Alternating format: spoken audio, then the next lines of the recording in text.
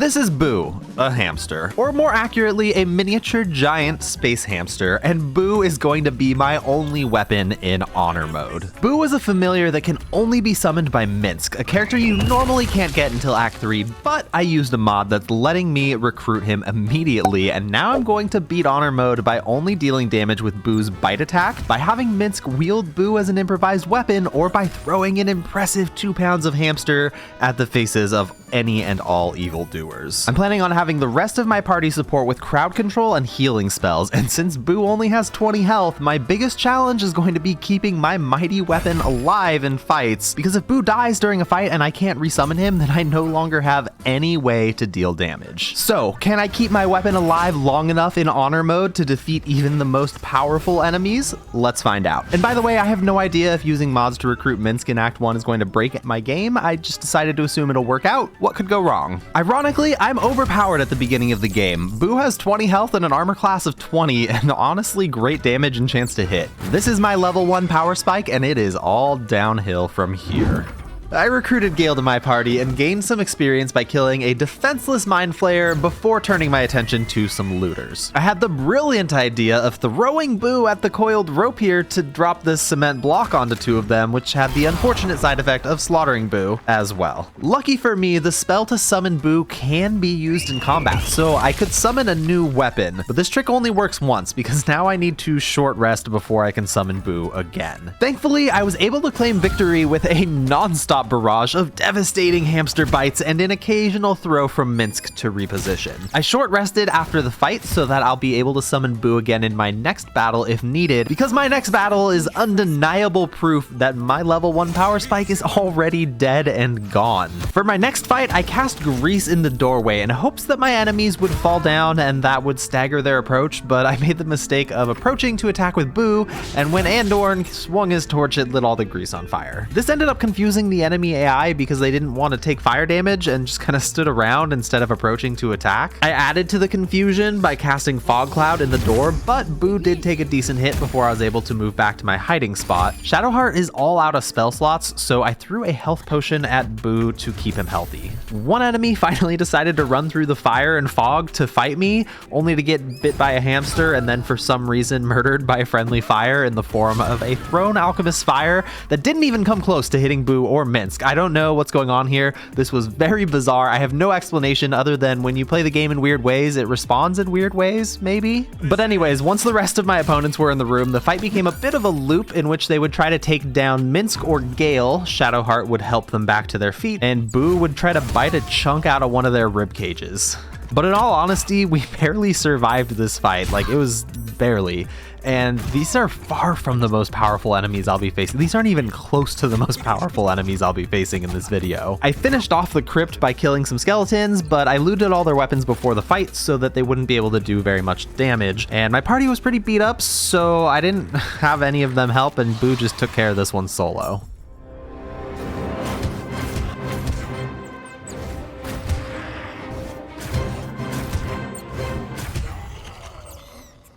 The Druid Grove fight is a freebie since Minsk can just blow the horn every turn to give Boo and the Grove defenders plus 8 temporary health each turn, and now it's time to do a little shopping to improve my chances of success in this run. I sold a ton of items to buy the Ring of Flinging, although in this video we're not actually going to have any trouble getting what we want from merchants because we're going to exploit the game to ruin Faerun's economy. Thanks to a comment left on my last video, I now have the knowledge necessary to shift-click a merchant's entire inventory and you just move it.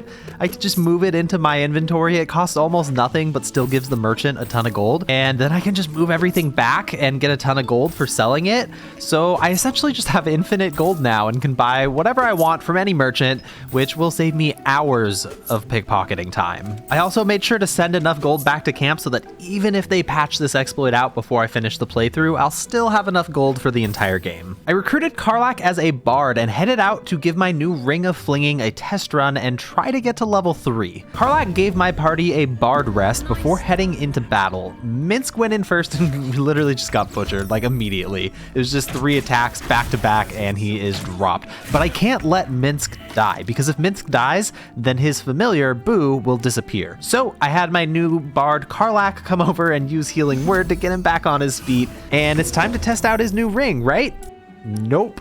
Critical miss right on schedule. But this gives me a chance to explain a very weird mechanic with Boo. So anytime Boo is thrown or used as an improvised weapon, he will fall prone. But the timing of when this happens is really inconsistent. So most of the time, Boo will still be standing after getting thrown and can attack and take his turn, but he's gonna fall prone at the start of his next turn, which causes him to lose that turn entirely. This is a huge hit to my damage because Boo can deal a minimum of 7 damage when landing an attack. Now, if I have another party member who can use the help action on Boo, it'll stand him up so he can take his turn, but they have to be taking their turn at the exact same time as Boo. Otherwise, Boo falls prone at the start of his turn and loses the whole thing. So it's pretty quirky and difficult to deal with, but I'll have to manage somehow. I finished up the fight by burning through spell slots like crazy to put goblins to sleep so Boo can rip them to pieces with no resistance. And the experience from this fight plus the dialogue after the fight brought me to level 3. Shadowheart now has access to Warding Bond, which gives Boo resistance to all damage, effectively doubling the damage he can take before dying. I tried leveling Minsk up as a Beastmaster because I've never played Minsk before this video, so I wasn't sure if a Beastmaster Ranger could make Boo stronger, and unfortunately it does not. Boo truly is the strongest he will ever be, and I'll need to find a way to make it work. By the way, the mod I used recruits Minsk to the party at level 12, but I'm going to keep him the same level as Shadowheart throughout the run. Gale has 1 level as a sorcerer and 2 levels as a divination wizard, which is a little awkward right now, but eventually it's going to turn Gale into a very powerful control mage that can disable enemies while Boo rips them to shreds. With level 3 characters, I headed to the Blighted Village to see if I could defeat the goblin ambush, and I actually thought that I would be able to, but I got slaughtered. Gale died in the fight, and I ran away from combat with Karlach and Minsk.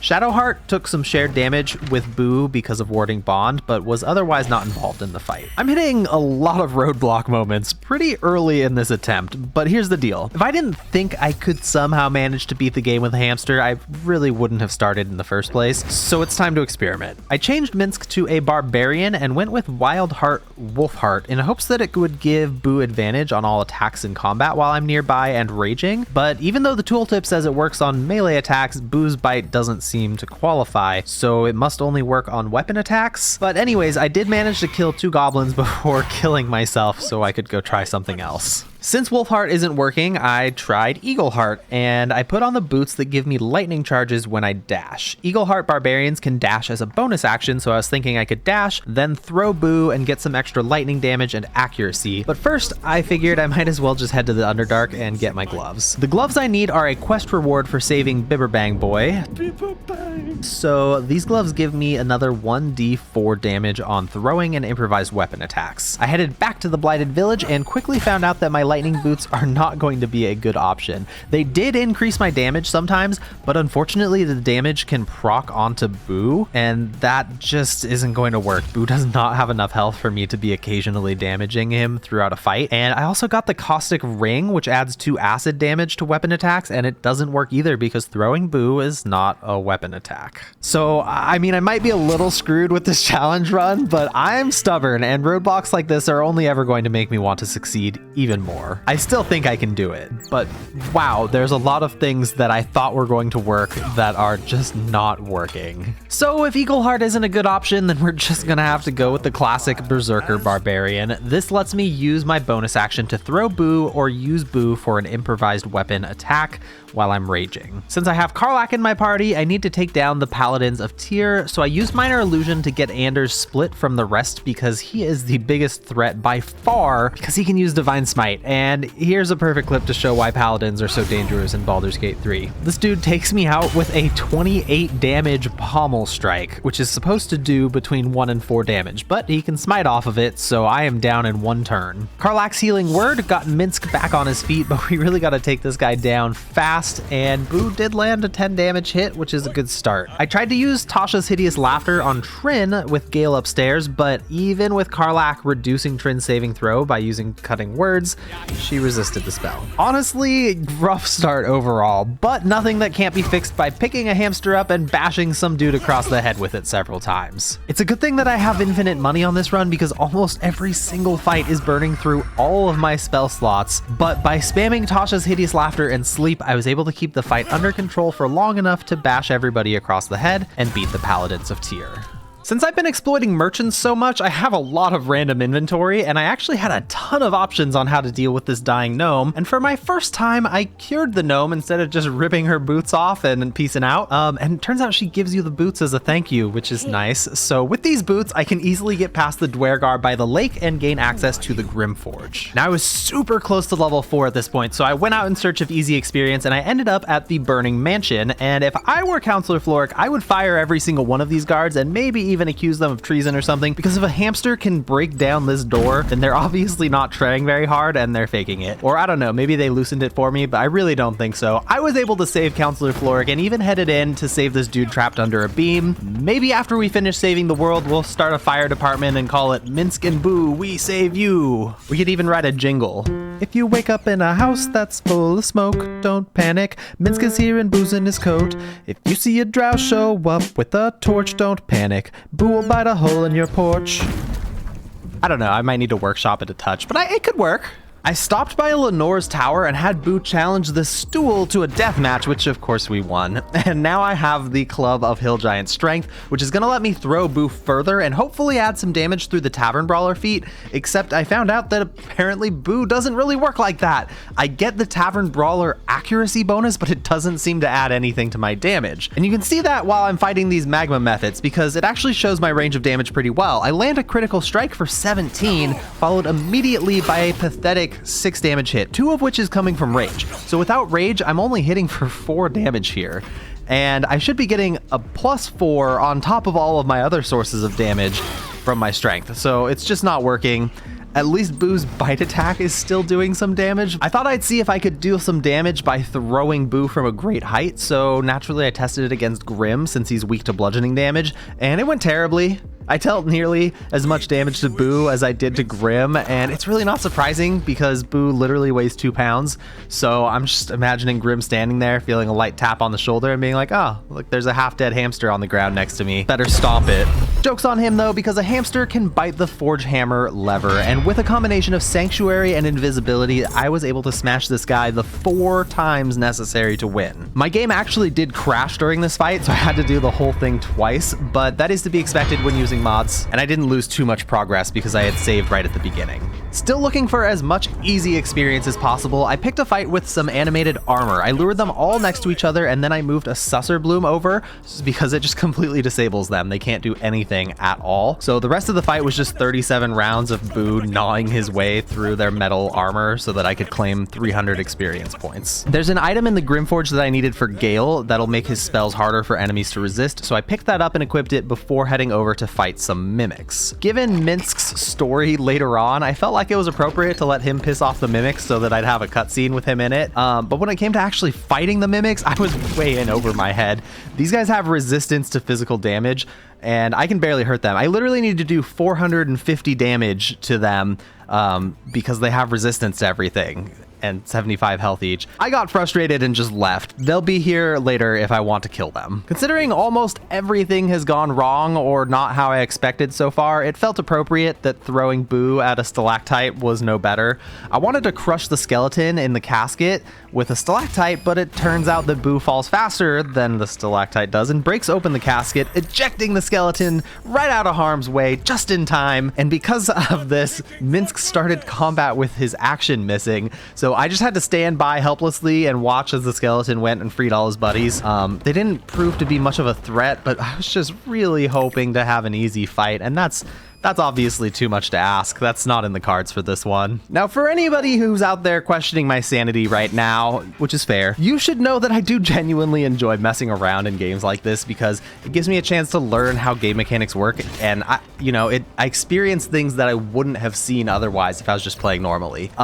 That being said, I really, truly thought that more of the ideas that I was going to try were going to work. I thought that at the very least I was going to have some decent damage coming out of Tavern Brawler, but it is not. That's not been happening.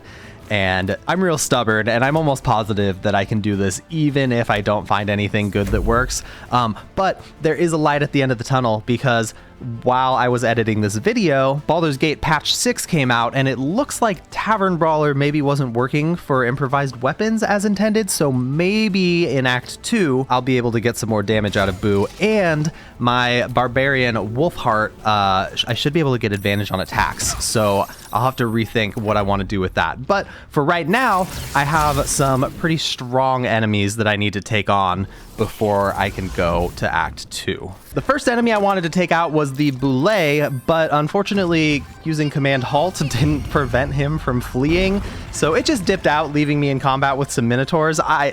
Just another fail, just another one, and honestly, it's just what I'm expecting from here on out.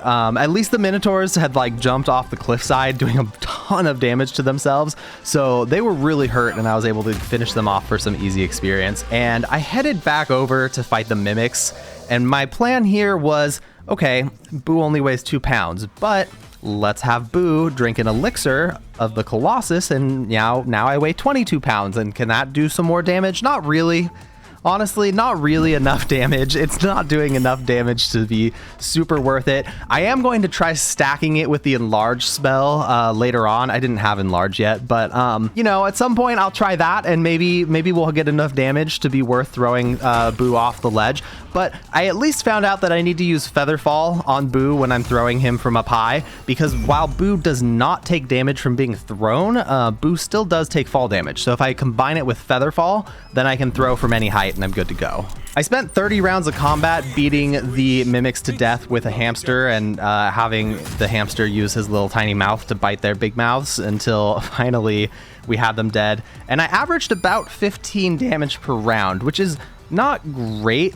But you know, it's not terrible either. It's not going to be enough for the Apostle of Myrkul in Act 2 or the Netherbrain in Act 3, but I'll deal with that when I get there. I'll figure something out. The main reason I wanted to kill these guys is just because they had the wondrous gloves, so I could throw them onto Karlach, which probably isn't going to be that important, but I do have plans to use Bardic Inspiration later on to boost damage, so I figured I should have them just in case. And with that, I have all of the items now that I wanted to collect in Act 1, so I'm gonna go take out the Phase Spider Matriarch for experience and then head over to the Githyanki Patrol. Now, luckily for me, the Phase Spider Matriarch is a lot easier of a fight than it would have been if the spider was a little smarter. But these webs, it doesn't really make sense to me that the spider takes massive damage from falling, especially since it can teleport and stuff, but it does, and I'm going to take advantage of that as much as possible. So I just had Boo go onto each of the different little spider bridges and break them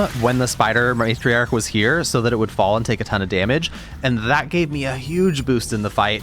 And the rest of the fight was pretty messy, I'll admit. It was very messy. I wasn't sure I was going to succeed, but we pulled it off, and I truly didn't have it in me at that point to finish off the rest of the spiders, so I just had my remaining characters leave the fight in whatever was the quickest way possible.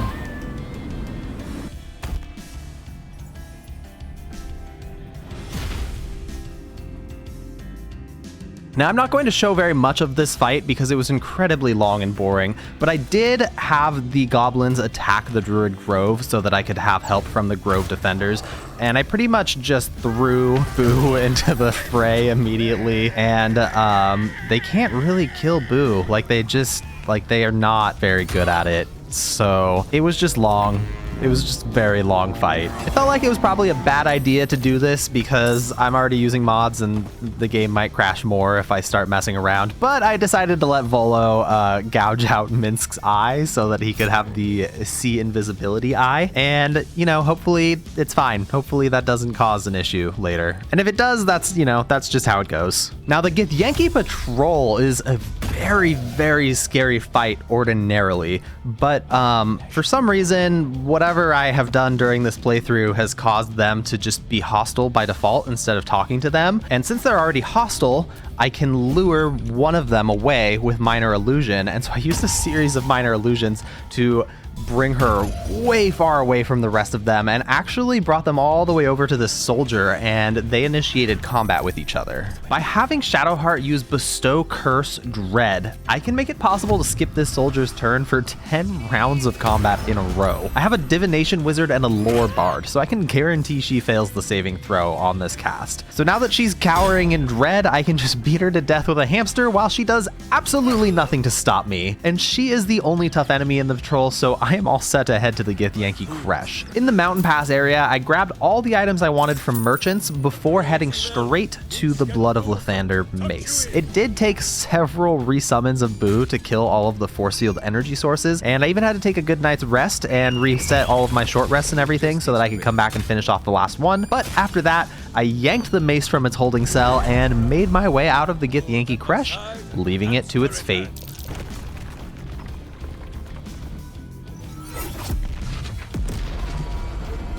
My first stop in Act 2 was to Last Light Inn. All it took was a smile from this sexy hunk for Jaheira to let us in. Settle in. Then come join me for a drink.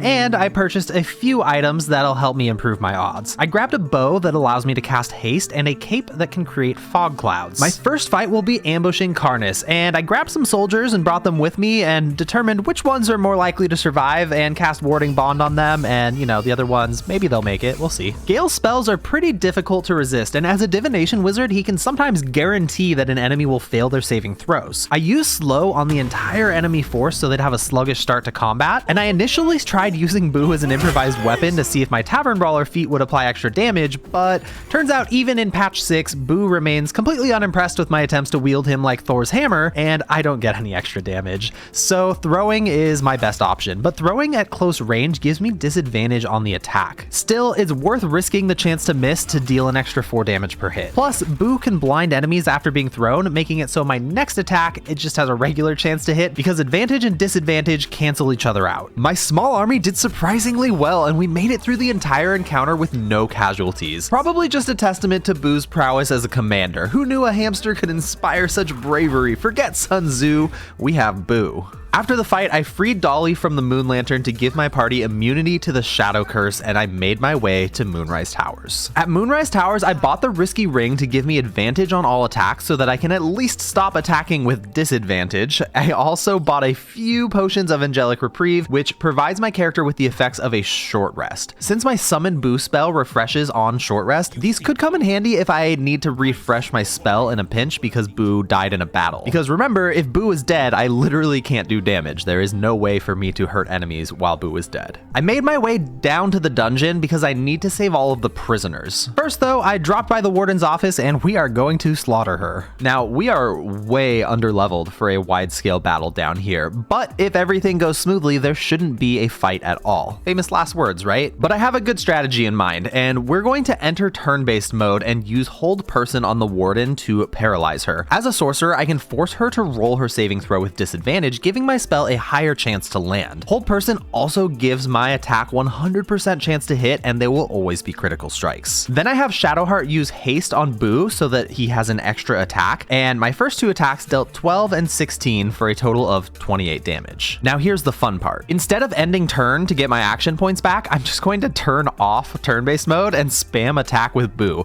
and I can get in 3 more attacks before the warden even has a chance to make a saving throw to try and get out of hold person. They failed that saving throw, so I was able to attack 3 more times and put the game back into turn-based mode using my final 2 attacks to finish the warden off without even needing to fight. This wonderfully cheesy strategy is going to be the key to clearing out Moonrise Towers with a hamster, because nothing says victory like paralyzing your enemies and clubbing them to death with a hamster. But first, I got the prisoners to safety because keeping them alive should help greatly improve my chances of beating Act 3. I decided to try and enhance Boo's natural combat ability by respeccing Minsk as a warlock. My hope was that Boo would be able to get the extra attack feature granted by Pact of the Chain, but unfortunately this wasn't the case. Probably because Boo lacks the opposable thumbs necessary to sign a contract with an eldritch entity, but I don't know. Using my cheesy hold person tactics, I worked my way through Moonrise Towers, slaughtering everyone with a series of small but extremely painful puncture wounds. And if these guards were aware of what was happening, it'd be like a bizarre nightmare, suddenly frozen in place while a tiny furball nibbles away at your thighs and rib cage. I ran into a little bit of a roadblock with the scrying eyes because they reduce all damage taken by 8, but I did manage to smash my way through by fishing for critical strikes with Minsk's Enraged Throw ability. Enraged Throw is the only throwing ability that I have that adds our strength modifier twice. It adds it once for the throw itself and again for the Tavern Brawler feat. I equipped a dagger that increases my chance to land critical strikes and slowly destroyed all the scrying eyes guys in the tower as well. I didn't kill everybody in the tower because honestly it would be a lot of work, and I wanted the Harpers to have something to do when we assault the tower together, but I did take down most of the guards, as well as Ketheric's undead dog, Disciple's Rel, and even a caster on the roof that would have made our eventual battle with Ketheric Thorm a lot more challenging. If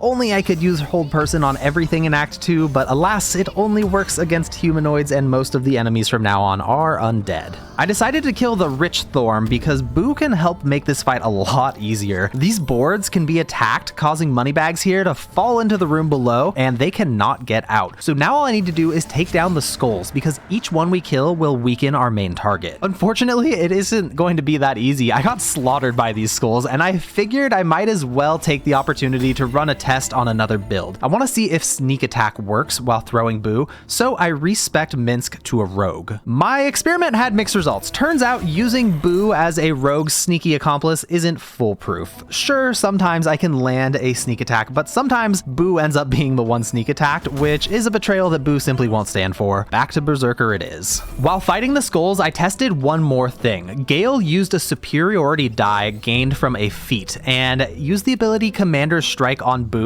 but I guess Boo is not a huge fan of getting ordered around by puny wizards, because when it came time for his turn, not only was I unable to use the attack granted by Commander's Strike, but I wasn't able to make any attack whatsoever. Boo simply refused to attack entirely. It bugged out my ability to attack. Fail after fail after fail. I really thought more things were going to synergize with my poor little hamster. I finally finished off all of the skulls and put this miserable creature down to end the combat. My next target is this medical school dropout who I guarantee does not have the proper certifications necessary to legally perform surgery in Faerun. I lured his assistants upstairs and slaughtered them all before throwing their corpses into a chest to prevent the doctor from resurrecting them. Once all of the nurses were taken care of, I took the fight to the so-called doctor, who is a lot less impressive at extracting his victims' major organs without the help of his surgery team. Malice has a lot of health, so it took a very long time, but I did finally take him down, gaining a juicy 280 experience reward for my trouble, and I also gained an amulet that allows me to paralyze a humanoid when landing a critical hit. It's very redundant with Hold Person,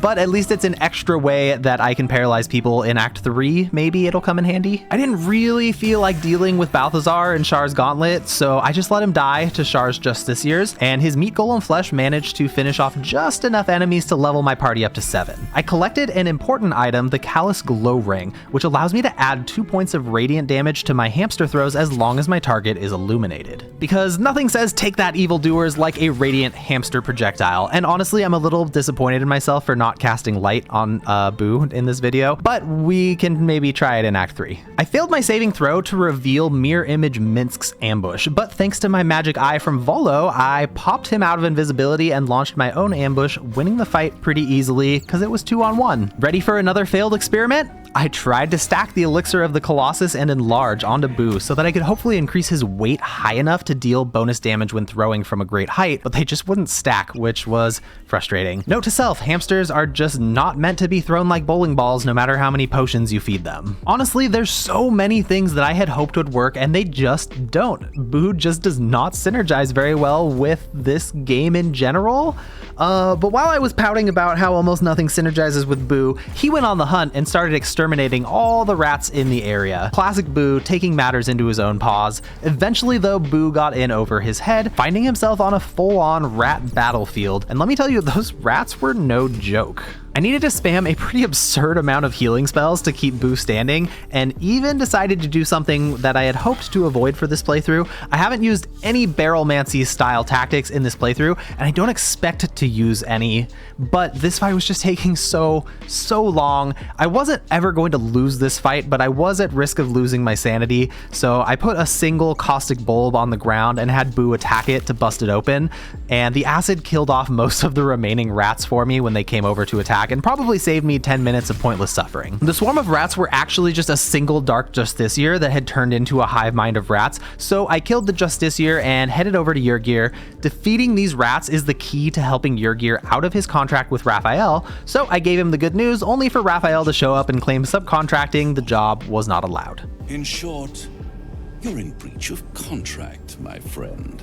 Whatever, not my problem. I need to make final preparations before heading into Shadowfell. I picked up some barred boots for Karlach, and then I embarked on a magical shopping spree, scouring the land for high-level magic scrolls. Scroll of Hold Monster was of particular interest to me, and I also found some fingers of Cloud Giant Strength that I can use to make into a super powerful strength elixir. Finally, I gave the noble stock to the mushroom picker before heading to Act 2 and taking the plunge into Shadowfell. I chose to save the Night Song so that Boo will have yet another soldier at his command in the battles to come. The Harpers and I stormed Moonrise Towers only to find the majority of the soldiers were already dead, seemingly killed by a series of small puncture wounds to the stomach. I don't know what that could have been. One of life's great mysteries that'll never be solved. So it's time to fight Ketheric Thorm, but before the battle, I made sure to persuade him to surrender, only for the surrender to be rejected by Dame Aelin. Ketheric Thorm would sooner die than lay down his rank cause. But this will be important later. Before the fight was started, I took a series of partial rests to re-roll my portent die, so I have a 20 and a 3.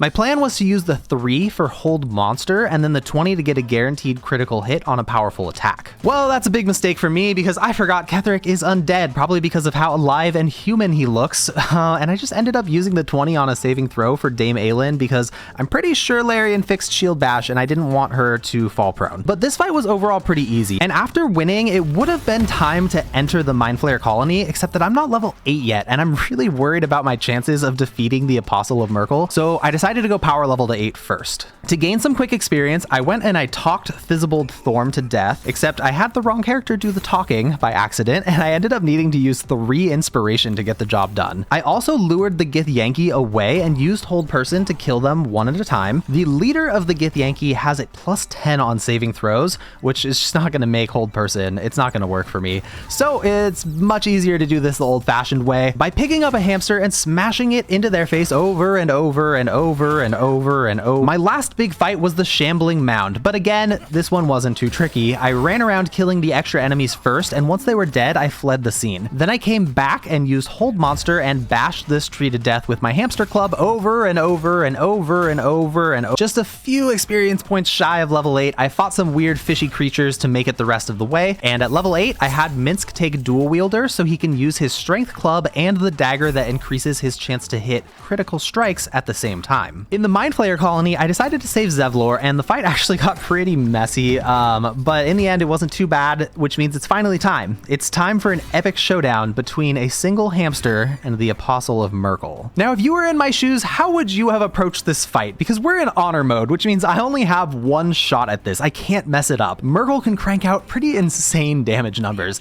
and he can heal for massive amounts later in the fight if the Necromites get up to him. All I knew for sure is there's no way in hell I'm fighting fair. My battle strategy was to send in Shadowheart and Karlach alone, keeping Minsk and Gale outside for now. Inside the door, Shadowheart and Karlach built a massive tower of crates that was honestly way higher than necessary, and on the other side, Minsk and Gale built their own tower of crates. I used a potion of invisibility to position Shadowheart up on the platform next to where Myrkul would be, and I put Karlach next to Dame Aelin. My first objective here is to skip the first phase of combat by convincing Ketheric to kill himself, which went perfectly. The battle is now started, and Shadowheart has the Blood of Lathander mace in her hands, which blinded the Apostle of Myrkul. Now, all of my attacks against Myrkul will be with advantage. Karlach freed the Night Song, so Myrkul will no longer be invulnerable to damage, and then she chugged a potion of speed and ran over to Myrkul and activated her sword's Shriek ability so that all my attacks will deal up to 4 thunder damage. Now, how does this help me? Well, remember back in the video when I said I bought a few potions of Angelic Reprieve so that Minsk could use them to summon Boo more times? I didn't just buy a few. I bought over 100 of them by partial resting over and over again to refresh the merchant's inventory. And now, from my vantage point atop this tower of crates, I can summon Boo inside the arena, but outside of combat.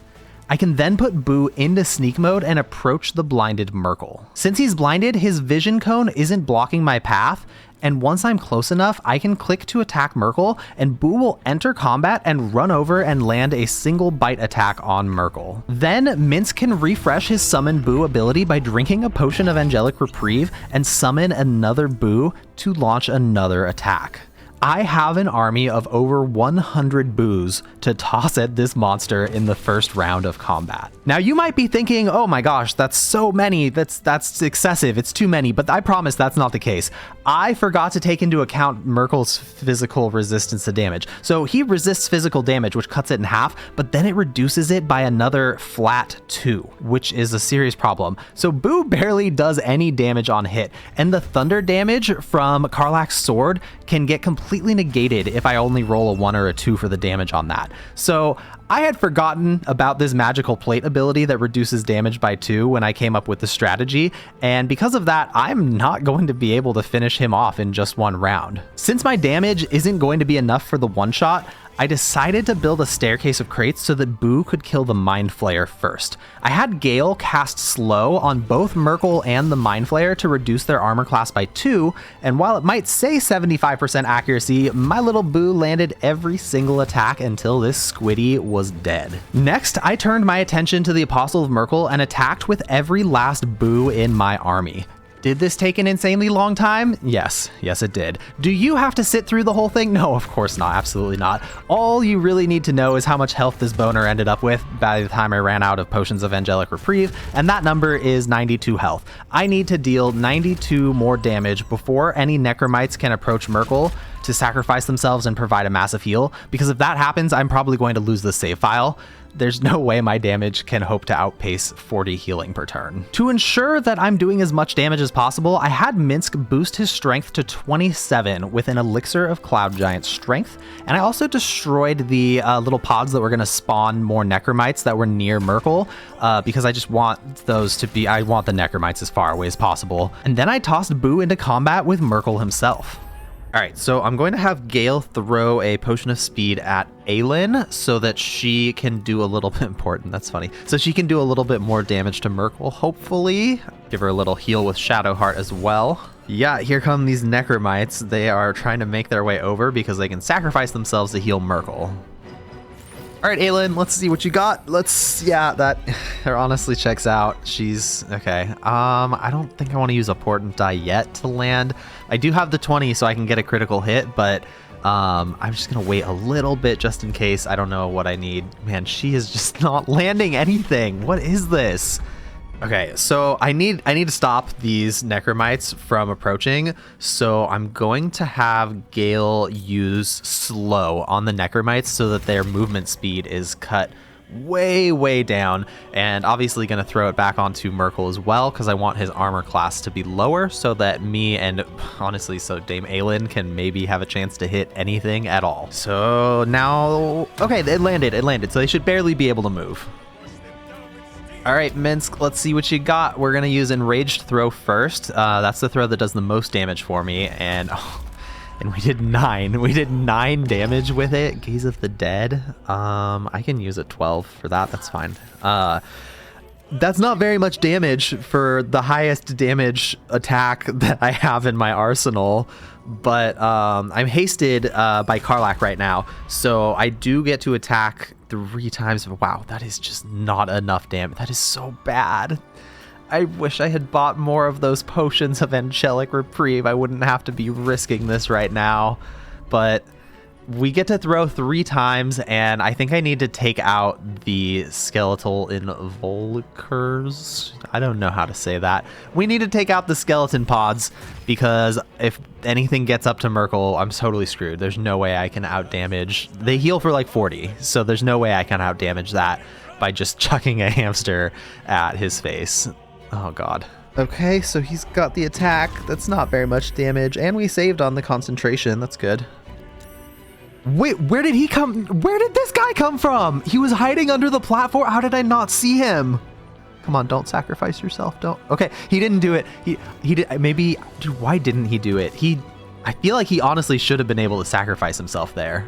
Come on, Aelin, you really gotta land some. Okay, whatever.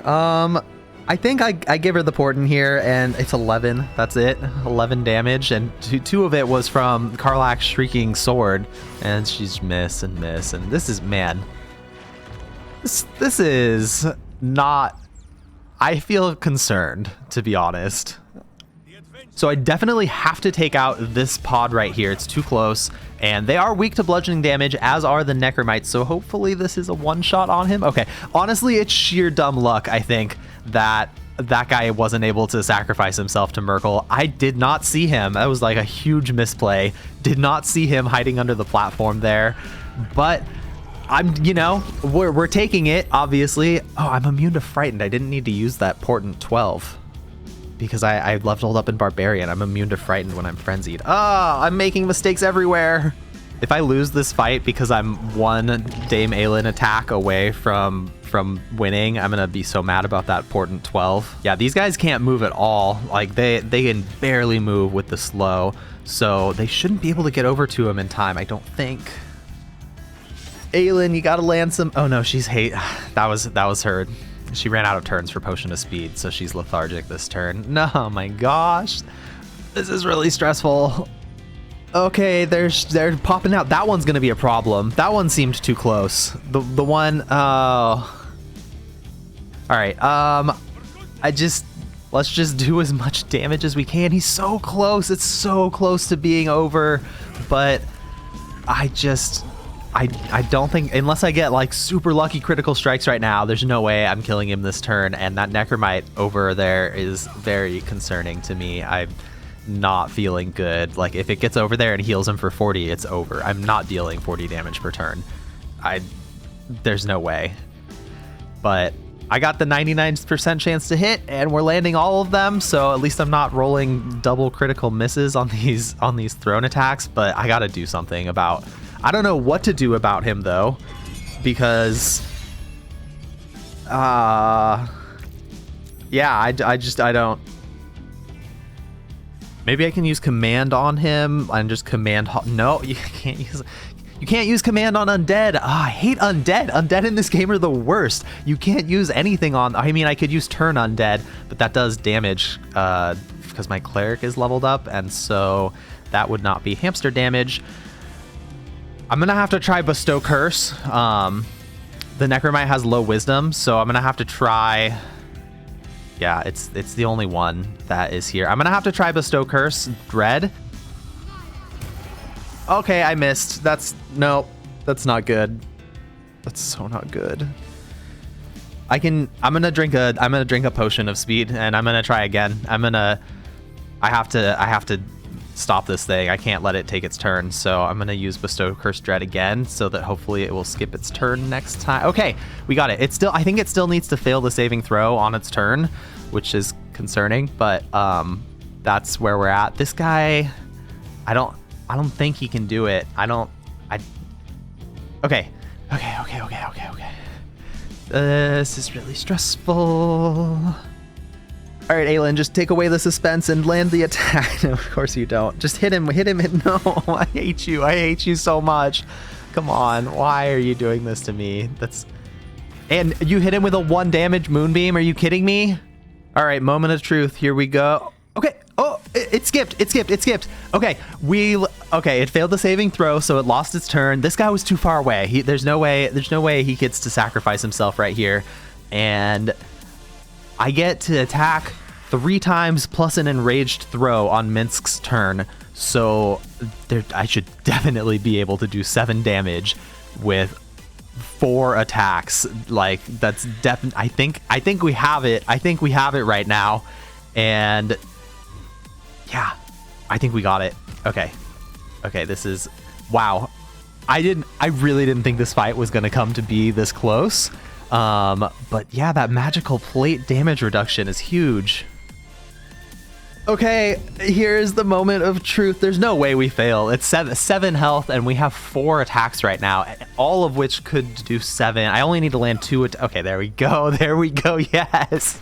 Oh man, that was way more stressful than I was expecting. I really thought I was gonna just be able to do it with Boo with the potions, but here we are. With Myrkul finally dead, all that's left is to hop into the astral plane, save the Emperor from a couple of Githyanki monks, which is really no trouble at all, and then shove a massive amount of tadpoles into Shadowheart's brain now that she is a partial illithid. My first goal in Act 3 was to get to level 9 as fast as possible, which of course means slaughtering countless city guards in some of the cruelest ways imaginable. My best buddy Boo is about to gain a new horrifying combat strategy. By combining greater invisibility and pass without trace, I can empower Boo to slaughter city guards while they have no idea what's going on. Greater invisibility allows me to attack and still stay invisible as long as I succeed on a stealth check. Each check gets harder than the last one though, so I used Enhance ability Cat's Grace to give my mouse the grace of a cat, and Boo wasn't really thrilled to be using feline battle tactics, but he knows that we really need the experience, so he'll allow it for now. Then I respect Shadowheart to a Trickster Cleric, so I'll have Pass Without Trace, which adds +10 to my allies' stealth checks, and the result was exactly what I dreamed it would be. Boo can now walk right up to any guard and just start ripping them to pieces while they have no idea what is happening. They're free to run and call for help, but it makes no difference because Boo will chase them down, biting at their heels, tunneling through their midsection, and they won't see a thing. And I don't know which is more horrifying, to be honest, getting paralyzed and killed quick while you can't fight back, or just seeing your body get ripped to pieces in real time and having no idea what's going on. I killed a lot of guards this way, and after a long day of murder, it was time for a good night's rest, and to my surprise, Jaheira is now interacting with Minsk in camp, and she even had some notes about my current battle strategies. Oh, I fight alongside fools. Back in Act 2, I made sure to save the Iron Hand gnomes because now I'm able to enter this cave here. In the cave, there's a merchant that sells something that'll be a game changer for Act 3. Bumpnagel? I don't really know how to say that. Bumpnagel sells these grenades called Flash Blinders, and they completely disable Steel Watchers for one turn with no saving throw or dice roll at all. I bought as many as I could, and I will be back for more in a moment, but first, I took a quick trip to the circus with Karlach. Circus! Can we go? Then to gain some experience, I went and completed all the challenges necessary to get to the undead dragon boss Onsur. Gale even told me how to beat the chest challenge, which was kind of nice because I didn't have to figure it out. Might I offer a suggestion? Move your white queen to the upper right corner, then move her 4 squares to the left. Completing these challenges gave me 5,000 experience and leveled my party up to 9. I used my level ups to refresh Bumpnagel's shop inventory. Every time I level a character up, it refreshes his inventory, so I can just buy a massive amount of these grenades, and it will make my fight against Steel Watchers really, really easy. And I decided to pick a fight and approach it in a fairly normal way just to see how it goes. Since Shadowheart is a Trickster Cleric now, I can't wear my adamantine heavy armor, and not having that damage reduction is making Warding Bond hurt really, really bad.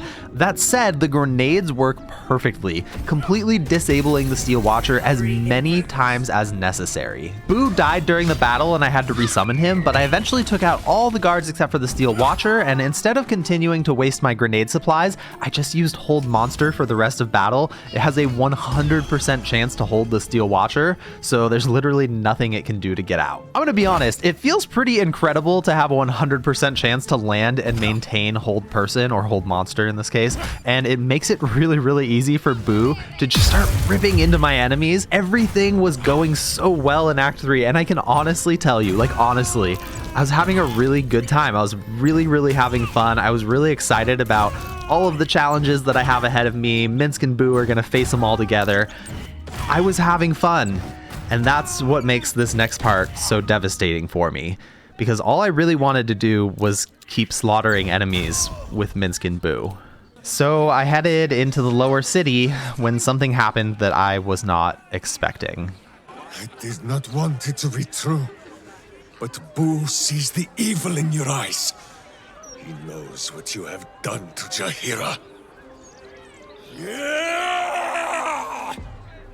Okay, so that was really weird, but whatever. That's wait, no, what? What's no? What is happening? What? He's not in my party anymore. He's hostile. Dude, what just happened? I think the game just decided for some reason that Jaheira's dead, and so now Minsk has turned on me, I guess. Okay, I don't know what I'm supposed to do about this because I I mean, if Jaheira's dead, then it doesn't even matter. Like, if I were to knock him out or something, it's not going to make a difference. I'll stop that spell. He's like my strongest party member. He could probably kill the rest of us. I don't know. Am I screwed? Is this it? Like, he is hostile now, and there's nothing I can do about this. He's drinking potion. Okay, that's fine. Now he's gone. Cool. Okay, so I guess I need to find him since he's invisible. So, okay, here comes Boo attacking Karlach. Minsk is, okay, sneak attacking. At least I can see him. Nope. There he goes. He drank an elixir of the Colossus as well.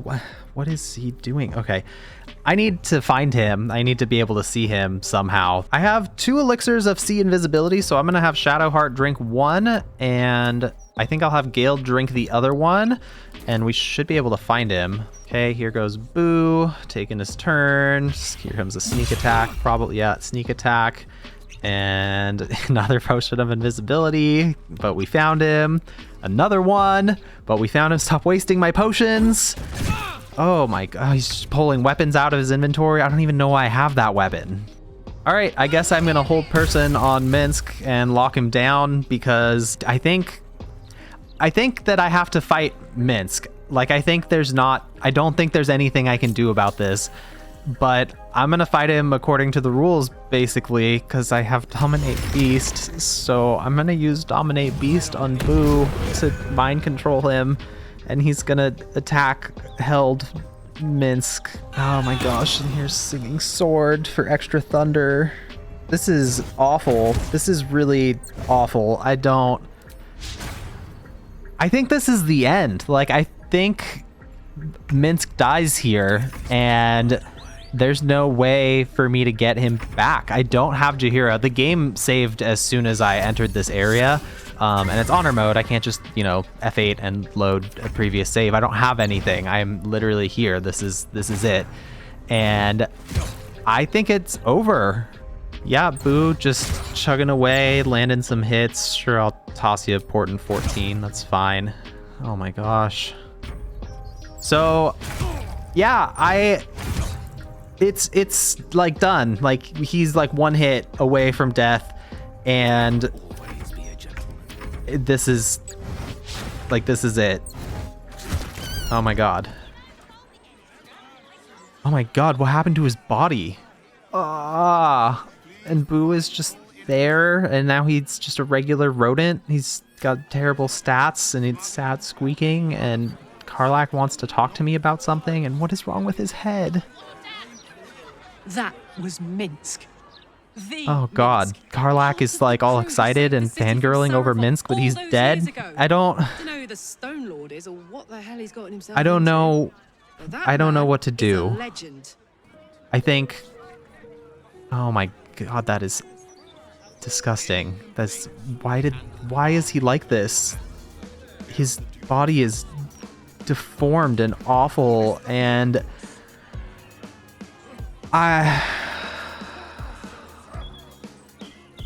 shit, man.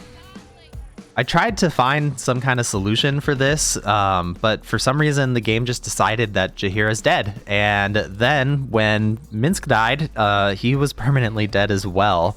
So I took their corpses and laid them down next to each other in camp, while the actual Boo, not the Find Familiar version of him, appeared to mourn the loss of his friend. And I legitimately felt devastated by this. I was having a lot of fun. Like, this playthrough was getting really fun. I had so many plans on what I was going to do to make it through the rest of Act 3. And now I have a decision to make. And the obvious decision is to just end the run. Minsk is dead, which means I can't summon my hamster anymore. But the way he died felt unfair. I know I'm using mods and that something like this was always a possibility, but I couldn't accept this as the ending. So I came up with plan B, which was to use Find Familiar to summon a rat. This rat has 1 health, terrible stats, deals 1 damage even on critical hits, and it takes damage when thrown, which is kind of a serious problem because Boo being immune to damage while thrown is like part of what made this whole thing work. But you know, this is like the only thing I can think of to be able to keep this run going. These rats are just nothing compared to Boo, and that made me...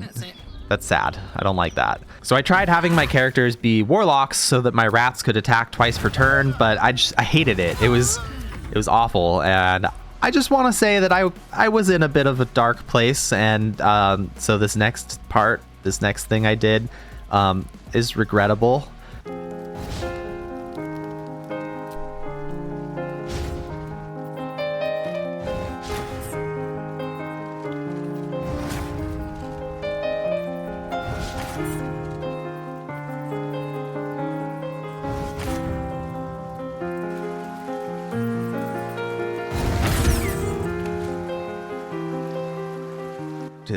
I started using his corpse as a projectile. This made me feel worse. This didn't help at all. So I just stopped playing for the day to just kind of think about what I need to do next. Okay, so I've thought about it, and I think I can create 3 unique builds centered around throwing rats, and I can use Shadowheart as a support mage and healer to keep them alive. Since Gale is a man of science, I had him run several experiments to figure out what my builds would be, and I found out that the damage from the Hex spell applies when rats are thrown at enemies, but Hunter's Mark does not. This leads me to believe that I can create a build focused around attacking as many times as possible just to activate Hex damage. So I'm going to have Will be a warlock that will eventually take 11 levels of fighter so he can attack 3 times per turn, action surge, and attack even more, just proccing that hex damage over and over again. Plus he's gonna have the Callous Glow Ring, so he'll be doing some radiant damage, and he'll be carrying Fowler Alluve, so he can be doing some thunder damage. Next, I'm going to make a build entirely focused on sneak attack, and I found that as long as I have sneak attack ask me before activating, I can make sure that the damage isn't directed at my rat. Thank you all of you in the comments of the last video who recommended this. Most of the time the damage is directed at an enemy, so I can pretty reliably sneak attack enemies for big damage, and I'm going to have Gale become my sneak attacker with 1 point as a wizard so that I can cast Find Familiar, and the rest of his level ups are going to be going to Rogue to increase sneak attack damage as high as possible. I also gave him some gloves that add a little extra force damage to his sneak attacks. Not really impressive, but it's something. Finally, I made Karlach into the build Minsk was using, a traditional throwing build augmented by the Ring of Flinging and my throwing gloves. So she has 5 points as a barbarian, as a berserker, 3 points in fighter to get action surge and the champion subclass, so she'll be more likely to land critical hits, and I'll be putting points into rogue so I can get an extra bonus action for enraged throw. Without access to my divination wizard or lore bard anymore, I need to make Shadowheart into a spellcaster so powerful that she doesn't need any support whatsoever, and she's going to also have 1 point as a wizard so she can cast Find Familiar, so I get an extra rat on the field. So this gives me 3 characters that can cast Find Familiar rat. I also decided not to throw Boo's corpse anymore, and it had nothing to do with the fact that the body mysteriously disappeared from my inventory when I fast traveled back to Rivington to buy Gale's gloves for him. Wait, where did Boo's corpse go? What the hell? Dude, I'm 100% sure I picked him up. Why do bad things keep happening to me? I just want to beat the game with a hamster. Fuck. Nope, it had nothing to do with Boo's body disappearing. I just decided the right thing to do was to keep going with these fragile little rats and do our best to make Minsk and Boo proud. But with no more access to an invulnerable projectile, I need to better protect my rats. So I respec Shadowheart to a knowledge cleric so I could use the spell Autoluke's Resilient Sphere to make a rat invulnerable to all damage for 3 turns when necessary. I can continue using aid and healing spells to keep my rats alive and increase their max health, but if that ever proves to be insufficient, the invulnerability spell will handle the rest. With my new strategy developed, I headed onto the streets to try it out, and once I saw that it was working, I started to become a bit more enthusiastic about this playthrough again. It didn't quite compare to the feeling of letting Minsk and Boo crush my enemies, but Minsk dying forced me to run more experiments on my build so that I could develop some new styles, and and I really like what I ended up with. Almost level 10 after murdering guards in the streets, I headed to the dungeon to slaughter a few more guards and make that final push. Shadowheart can't quite guarantee that every enemy gets affected by hold person, but she's pretty darn close. And once all my enemies are locked down, I can deliver massive critical strike sneak attacks, big damage turns landing hex over and over, and classic thrower barbarian turns with enraged throw doing big damage. When I finished the battle, I saved Counselor Floric just in case I need her as an ally for the end of the game. With Shadowheart as a wizard, I can learn spells permanently, but they use my intelligence instead of my wisdom, and as you can see, I tried to cast my wizard version of Hold Monster on this NPC and got absolutely roasted by them when I failed. Feels bad. So I rebuilt Shadowheart to have a pretty good intelligence and maxed out wisdom, and then I scoured the map looking for high-level items to boost my spell save DC even more. I picked up the Hood of the Weave from Mystic Carrion, which increases my spells by 2. Then I walked into Helsic's shop and made sure I was buffed up so that I could succeed on my Arcana check, so I could unlock her special stock. In the special stock, I bought the Cloak of the Weave to boost my spells by 1, then headed off to Stormshore Tabernacle's basement to loot the Amulet of the Devout. I flew over all the traps and looted the amulet,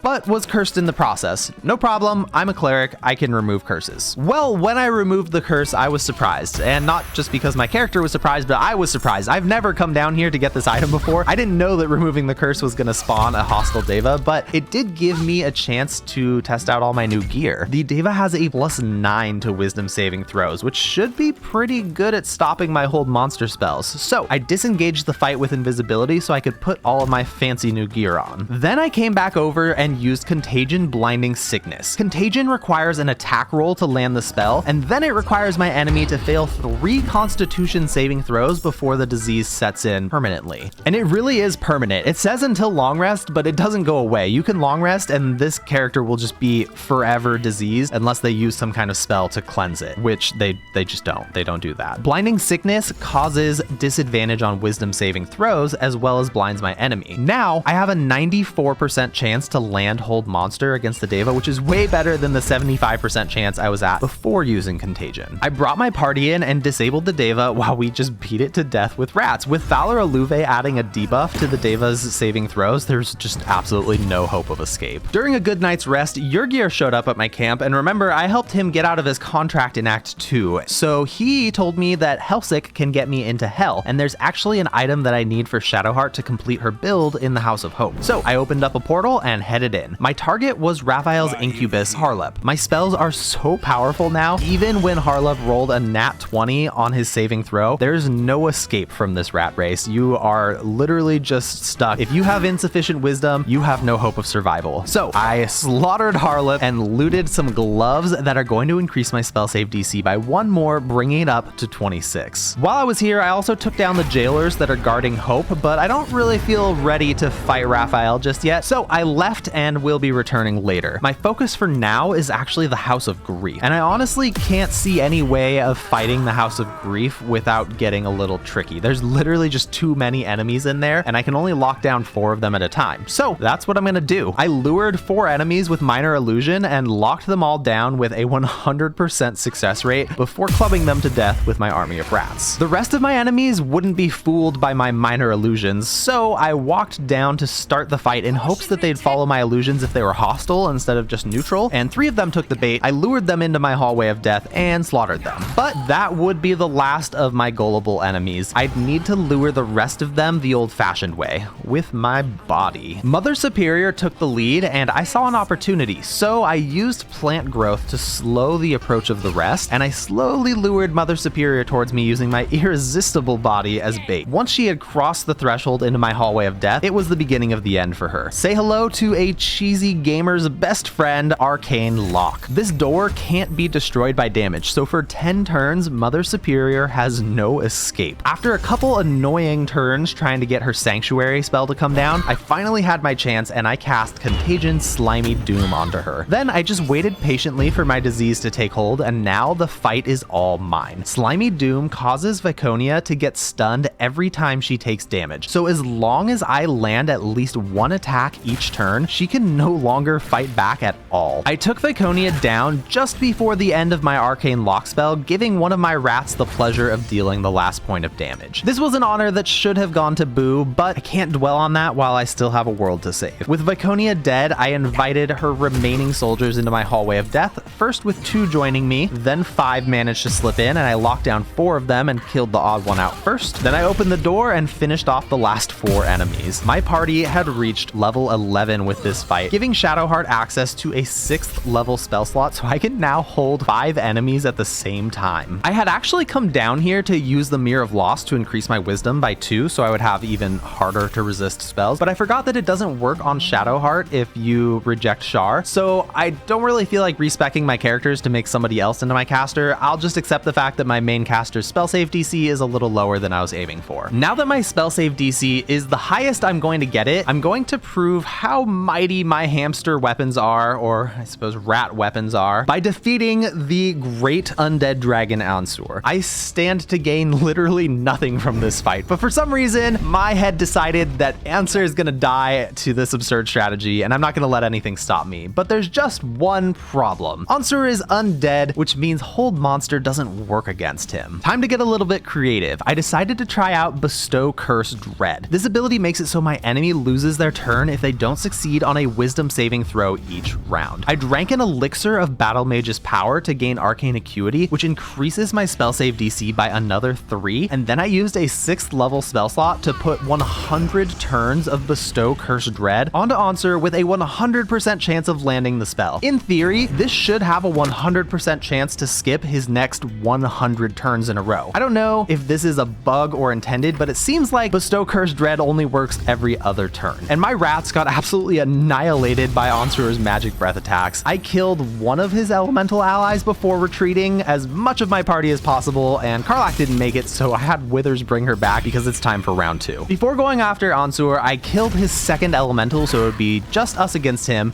and then this time around, I'm going to be using Eye Bite on him. Eye Bite has 3 variations, and I'm going to use Eye Bite Sleep because Fear doesn't work on Ansur. This didn't really work either though. Yes, it puts Ansur to sleep, but as soon as he takes damage, he wakes up and retaliates on me with a breath attack, which slaughtered my poor little rat. I tried using Black Hole to slow him and disable his reactions, but apparently he doesn't need a reaction to react. Must be nice. Back to the drawing board for me. 3rd time's the charm, right? Will has Warding Bond from Viconia's shield, so I had him use it on Karlach. Then I went into battle with a new battle strategy. Karlach is going to face tank all of Ansur's retaliations, while my rats are just safely going to be out of harm's way since Karlach will be standing at a distance and throwing them over. Gale can then land a sneak attack to add some damage before Shadowheart uses her 100% chance of success spell to put Ansur to sleep for his turn. This worked perfectly, and I was able to start chipping away at his health. However, my elixir wasn't quite working right. It's supposed to stay at 3 stacks unless I take damage, but for some reason it got down to 2 stacks and then just stayed there. So my spell save DC is literally just 1 lower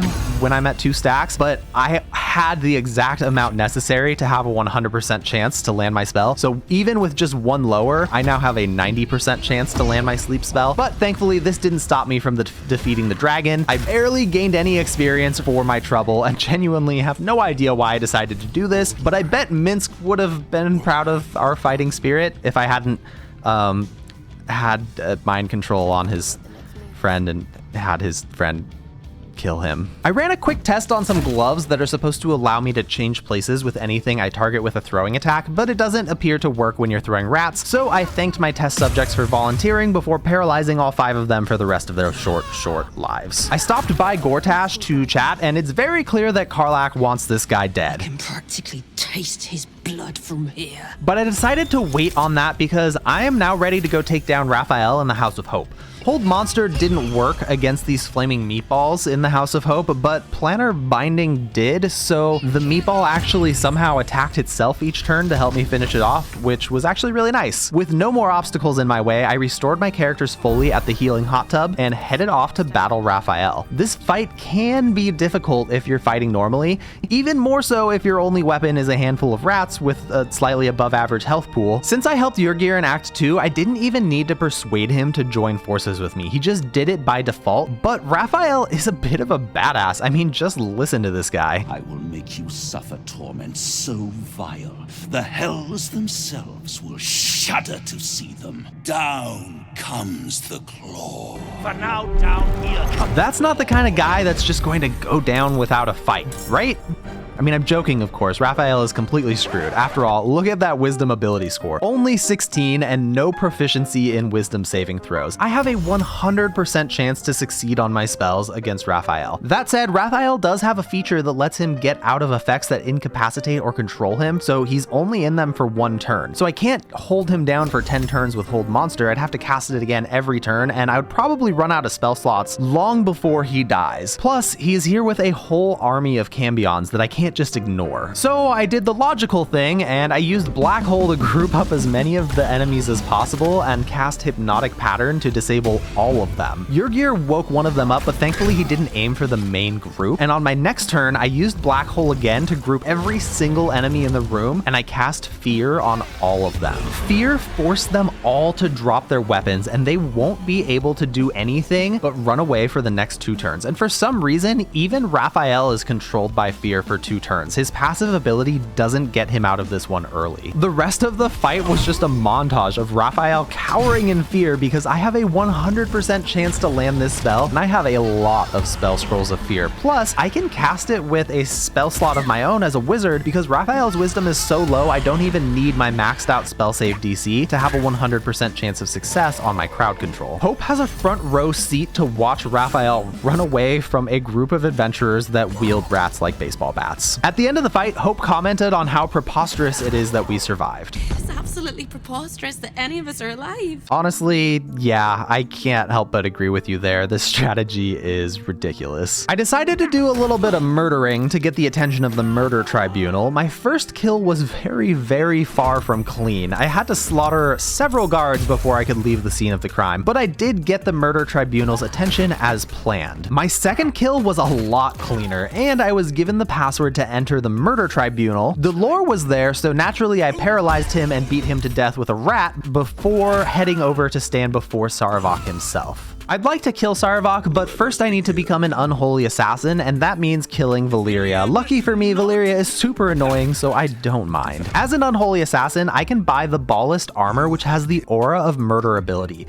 This makes my enemies vulnerable to piercing damage, and it's going to massively increase my sneak attack damage. Now that I purchased everything I need, I can go ahead and slaughter Sarevok. First, I used Minor Illusion to clear the room and Arcane Lock to give me 10 turns alone with him. Not that I'm going to need 10 turns, because he's a humanoid, which means I can just lock him down with Hold Person forever while I club him to death with a rat. So I killed him, and eventually the door unlocked, and I had to kill all of these ghosts. Next, they're undead and can't be held, so I banished groups of them, and now I can just handle them one at a time, and that made the fight pretty simple. With the Amulet of Ball that I received from Sarevok, I can face off against Orin to get her Netherstone, and you're going to notice that she doesn't look so hot when I arrive on the scene. She seems to be coming down with something. I'm noticing a bit of slimy doom with a side of blinding sickness that seems to have just finished setting in. Maybe she shouldn't have played with her food so much because she tried to impersonate somebody at the circus, and I took that opportunity to infect her with contagion slimy doom. Then she tried to impersonate this guy, but she wasn't convincing at all. I just waited patiently as slimy doom set in fully before adding blinding sickness to the mix. And now that I've found her again, blinding sickness has finished setting in, giving me advantage on all attacks against her, and anytime she takes damage, she'll get stunned. That should even the odds quite a bit. I put the helm of the Baldurin onto Karlach so that she would be immune to stun, and I had her go into the fight alone, sending rats in after her whenever she needed them. I took out Orin's 2 guards first, instantly taking down one of them, but the other one tries to use Stunning Gaze on me pretty much every turn, but I'm immune to it because of my helm, right? Wrong. No, this helmet is a lie. This helmet is full of shit. Completely useless. Thankfully, I didn't sustain too much damage, and I was able to take down Orin's reinforcements before turning my attention to her. All I have to do is land 1 attack per turn, and she can't fight back at all. And as a tavern brawler that drank an elixir of Cloud Giant strength, my chance to hit is pretty high. Plus, I can attack her 4 times per turn, so this fight is basically over already. Orin has Unstoppable, which reduces all damage I deal to 1, but for some reason, my first attack each turn was dealing normal damage, so the fight wasn't too bad. Something weird happened happened though. Orin got like all glitchy after I had hit her enough times, and she looked really weird and honestly kind of terrifying. And then she just vanished entirely for the rest of the fight, and the screen kept cutting to black, and it was overall a terrible gaming experience, but whatever. Eventually I finished off Orin, and I was able to loot her dagger, which can increase my critical hit chance for Karlach even more, so that's nice. The fight had taken a really long time, and I was just kind of over it, so when the rest of Orin's soldiers attacked me, I just slipped out of combat invisibly, and I made my way to Gortash because he is next on my kill list. But I noticed I was just a touch shy of level 12 at this point, so I headed to the streets and slaughtered a squad of guards so that I could make that final push. Before fighting Gortash, I headed up to his office. I killed 3 Steel Watchers on the way and 1 more inside. There were also 5 soldiers inside, which is the exact number of enemies my hold person spell can lock down with a level 6 spell slot. I had a 100% chance to hold them all, so the fight was over before it began. Then I went and talked to Gortash, who told me he'd meet me in his office, and teleported right on up there. He should have realized upon seeing all the dead soldiers that I wasn't planning to make a deal with him, but he didn't. He must have been really confident in his ability to win even without reinforcements. Now, roll over and die. But he's soon going to realize that that was a horrible, horrible mistake, because I have something particularly nasty in store for anybody that hurts my Karlach. I am going to add so many diseases to this monster's body that he will be unrecognizable by the time he dies. And burial won't be an option. They'll have to cremate his remains immediately or risk a citywide pandemic. First, I decided to blind him with Contagion Blinding Sickness. He doesn't deserve to set his sights on Karlach ever again. Next, he'll be stricken with seizures, and the constant spasms will make it hard for him to aim his bow. After that, I hit him with Flesh Rot to make him vulnerable to all damage types and to ruin his self-esteem by impairing his charisma checks. Now you might think I'm done with him. After all, I'm out of 5th and 6th level spell slots, right? No, I'm not stopping here. My Illithid power lets me cast a spell without using a spell slot, and this guy is so slimy on the inside that I gave him a little slimy doom on the outside so everybody could get to know him perfectly with just a glance. I then used the Arcane Battery on my staff to cast Contagion again and gave him Filth Fever so people can know how disgusting he is from around a corner because they'll smell him before they even see him. And finally, I equipped a new staff that I looted from Raphael's vault in the House of Hope and used the Arcane Battery on that one to cast Contagion one more time to cook his brains in a rancid stew of hot, sour blood. Not so great when it's your brain that's getting messed with, is it, bud? Now that Gortash's outward appearance matches the person he really is, I brought him to Karlach. Karlach picked up the nearest rat and beat Gortash senseless with it, completely stunning him every single turn. Since he's vulnerable to all damage, it really didn't take long to finish him off, and I wish that I could say this kill brought Karlach some comfort, but it didn't. Her days are numbered, and she is likely to die once our adventure is over. I killed the bastard who ruined my life, and my prize is that I get to crawl into a corner and die. That's my reward for everything I suffered. That's why I survived 10 years of torment. The fighting, the clawing, the loneliness, the fucking loneliness. All of it so I could rot. Because the person I trusted the most gave me away to the devil. Thanks for listening. For existing. Love you. I now have all 3 nether stones and can go face the final boss, but I want to make absolutely sure that I'm ready for anything, so I made sure to gather all of the allies I could. I made sure that Volo was safe, I talked to Bongle to make sure I'd get his support in the final battle, and I will now need to kill Leroican to get Dame Aylin's support. Killing Leroican is obviously no trouble at all. I simply grouped up all my enemies together and cast Fear to fully disable them all. Once Leroican was all alone, I thought about using Hold Person, but Hold Monster just felt more appropriate, so I held him down and let Dame Aylin do the honors of finishing him off. Your wrongdoing, you are broken by its beauty. So it's finally time. I have pounded so many enemies to death with rodents, and I always imagined myself standing here with Minsk and Boo, but that's just not how this story went. Regardless, the odds will be much more in my favor if I manage to roll a natural 20 to dominate the brain. And I have 4 inspiration and advantage on the roll. Nope. No. Sigh. Fail. All right, last roll. Show me 20. Holy shit, I actually got it. Oh my gosh, that's amazing. Oh, okay. So that knocks off 20% off of the final boss's health pool. Wow, that is really good because I'm pretty sure the numbers were going to be close. In the Astral Prism, I talked to the Emperor to plan our next move, and Karlach made a pretty big decision. Let me transform. I'm not long for this world. I can feel it. Say you agree. Please.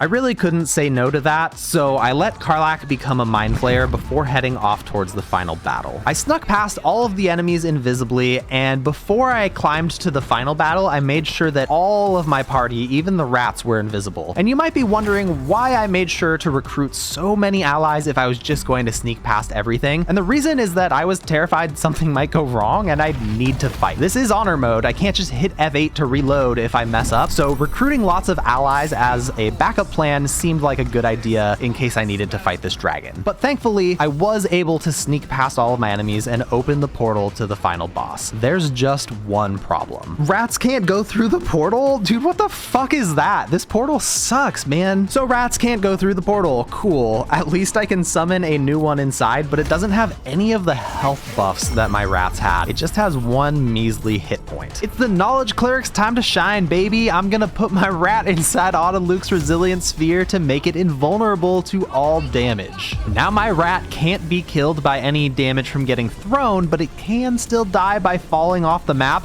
and it's notoriously difficult to throw weapons at the Netherbrain without losing them to the void. There is a solution though. There's a spot I can aim for right at the back of the brain that I can throw my rat at, and they'll always land back on the platform safe and sound. I had a lot of contingency plans in place for this fight, and none of them worked. I cast Contagion Flesh Rot the first round on the brain so that it would eventually become vulnerable to all damage, but it succeeded on one of its saving throws, so the disease was just too delayed setting in for it to matter. And I tried using Divine Intervention to give my party the benefits of a long rest, but it didn't return the use of Action Surge, which is really what I was hoping to get back.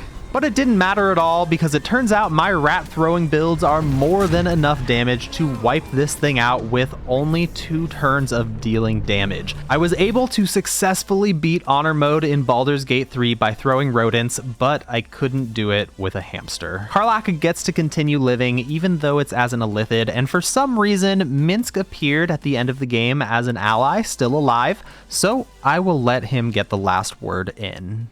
Well and good, but enough of that. What now? My hamster is hungry.